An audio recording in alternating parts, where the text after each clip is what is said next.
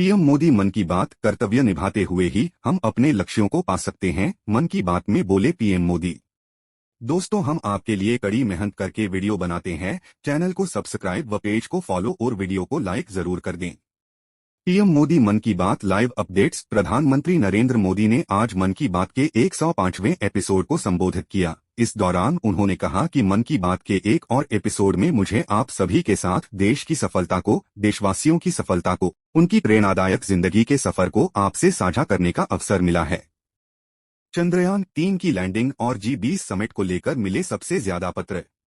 PM Modi ने कहा कि इन दिनों सबसे ज्यादा पत्र और संदेश जो मुझे मिले हैं वो दो विषयों पर बहुत अधिक है। पहला विषय है चंद्रयान-3 की सफल लैंडिंग और दूसरा विषय है दिल्ली में G20 का सफल आयोजन। देश के हर हिस्से, समाज के हर वर्ग से, हर उम्र के लोगों के मुझे अनगिनत पत्र मिले हैं।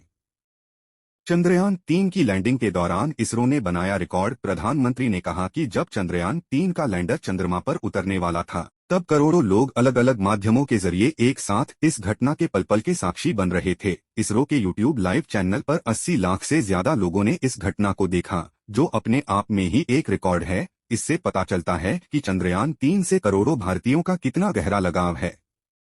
चंद्रयान-3 महाक्विज का जिक्र। मन की बात के 105वें एपिसोड को संबोधित करते हुए पीएम मोदी ने चंद्रयान की सफलता पर चल रहे क्विज कंपटीशन चंद्रयान-3 महाक्विज का भी जिक्र किया। उन्होंने बताया कि माई गोव पोर्टल पर हो रहे इस कंपटीशन में अब तक 15 लाख से ज्यादा लोग हिस्सा ले चुके हैं। प्रधानमंत्री ने लोगों से क्विज कंपटीशन में भाग लेने की भी अपील की।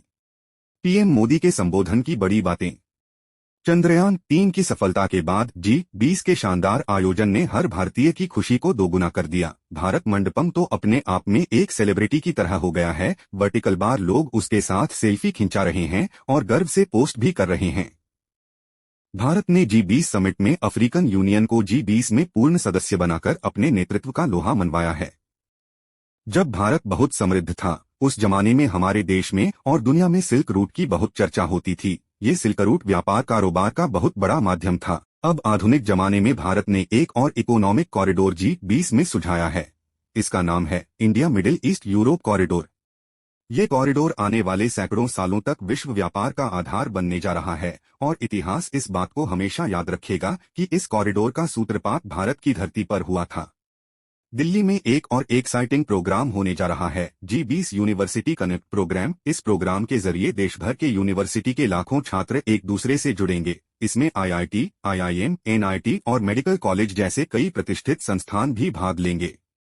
आज से 2 दिन बाद 27 सितंबर को विश्व पर्यटन दिवस है। पर्यटन को कुछ लोग सिर्फ सैर सपाटे के तौर पर देखते हैं, लेकिन पर्यटन का एक बहुत बड़ा पहलू रोजगार से जुड़ा है। कहते हैं सबसे कम इन्वेस्टमेंट में सबसे ज्यादा रोजगार अगर कोई सेक्टर पैदा करता है तो वो टूरिज्म सेक्टर ही है। G20 के सफल आयोजन के बाद दुनिया के लोगों का इंटरेस्ट भारत में और बढ़ गया है। G20 में 1 लाख से ज्यादा प्रतिनिधि भारत आए और यहाँ की विविधता, अलग अलग परंपराएं, भांति भांति का खानपान और हमारी धरोहरों से परिचित हुए। यहाँ आने वाले प्रतिनिधि अपने साथ जो शानदार अनुभव लेकर गए हैं उससे पर्यटन का और विस्तार होगा।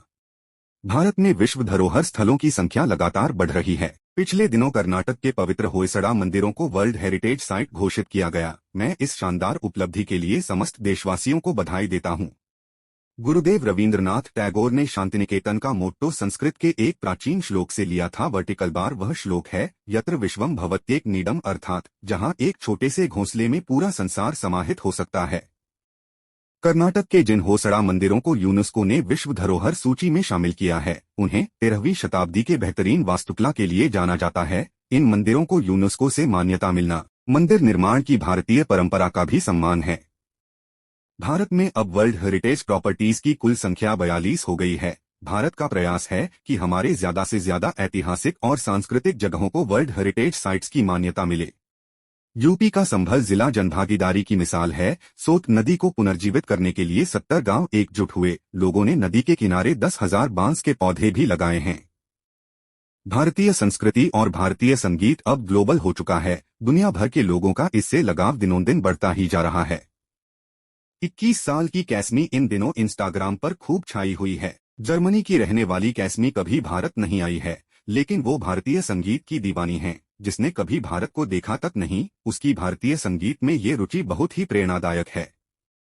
कैसमी जन्म से ही देख नहीं पाती, लेकिन ये मुश्किल चुनौती उन्हें असाधारण उपलब्धियों से रोक नहीं पाई। संगीत और क्रिएटिविटी को लेकर उनका जुनून कुछ ऐसा था कि बचपन में ही उन्होंने गाना शुरू कर दिया। अफ्रीकन ड्रमिंग की शुरुआत तो उन्होंने महज 3 साल में कर दी। कैसमी का भारतीय संगीत से परिचय 5-6 साल पहले ही हुआ। भारतीय संगीत ने उनको इतना मोह लिया कि वो इसमें पूरी तरह से रम गईं। उन्होंने तबला बजाना भी सीखा है। सबसे प्रेरणादायक बात तो यह है कि वे कई सारी भारतीय भाषाओं में गाने में महारत हासिल कर चुकी हैं।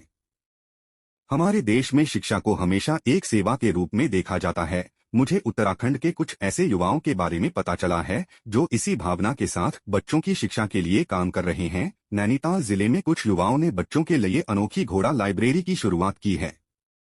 इस लाइब्रेरी की सबसे बड़ी विशेषता यही है कि दुर्गम से दुर्गम इलाकों में भी इसके जरिए बच्चों तक पुस्तकें पहुंच रही हैं। इतना ही नहीं, ये सेवा बिल्कुल निःशुल्क है। अब तक इसके माध्यम से नैनीताल के 12 गांवों को कवर किया गया है। बच्चों की शिक्षा से जुड़े इस नेक काम में मदद करने के लिए स्थानीय लोग भी खूब आगे आ रहे हैं। ये बात सही है कि आज का दौर डिजिटल टेक्नोलॉजी और बुक्स का है, लेकिन फिर भी किताबें हमारे जीवन में हमेशा एक अच्छे दोस्त की भूमिका निभाती है। वर्टिकल बार इसलिए हमें बच्चों को किताबें पढ़ने के लिए प्रेरित करना चाहिए। वर्टिकल बार हमारे शास्त्रों में कहा गया है, जीवेषु करुणा चापी मैत्री तेषु विधीयताम, अर्थात जीवों पर करुणा कीजिए और उन्हें अपना मित्र बनाइए। हमारे तो ज्यादातर देवी देवताओं की सवारी ही पशु पक्षी हैं। ये जीव जंतु हमारी आस्था के केंद्र में तो रहने ही चाहिए। हमें इनका हर संभव संरक्षण भी करना चाहिए। बीते कुछ वर्षों में देश में शेर, बाघ, तेंदुआ और हाथियों की संख्या में उत्साहवर्धक बढ़ोतरी देखी गई है। आजादी का ये अमृतकाल देश के लिए हर नागरिक का कर्तव्यकाल भी है। अपने कर्तव्य निभाते हुए ही हम अपने लक्ष्यों को पा सकते हैं, अपनी मंजिल तक पहुंच सकते हैं। कर्तव्य की भावना हम सभी को एक सूत्र में पिरोती है। जब इरादे अटल हों और कुछ सीखने की लगन हो तो कोई काम मुश्किल नहीं रह जाता है।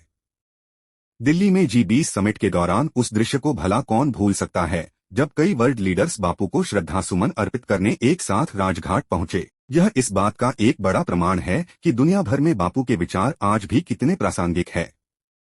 मुझे इस बात की भी खुशी है कि गांधी जयंती को लेकर पूरे देश में स्वच्छता से संबंधित बहुत सारे कार्यक्रमों का प्लान किया गया है। वर्टिकल बार केंद्र सरकार के सभी कार्यालयों में स्वच्छता ही सेवा अभियान काफी जोर शोर से जारी है। आज मैं मन की बात के माध्यम से सभी देशवासियों से एक आग्रह भी करना चाहता हूं। 1 अक्टूबर यानी रविवार को सुबह 10 बजे स्वच्छता पर एक बड़ा आयोजन होने जा रहा है। आप भी अपना वक्त निकालकर स्वच्छता के जुड़े इस अभियान में अपना हाथ बटाएं। जहां तक संभव हो आप भारत में बने सामानों की खरीदारी करें, भारतीय प्रोडक्ट का उपयोग करें और मेड इन इंडिया सामान का ही उपहार दें। सुबह 11 बजे से होता है मन की बात का प्रसारण। गौरतलब है कि मन की बात कार्यक्रम का प्रसारण सुबह 11 बजे से किया जा रहा है। पीएम मोदी हर महीने के अंतिम रविवार को मन की बात कार्यक्रम को संबोधित करते हैं। यह एक मासिक रेडियो कार्यक्रम है।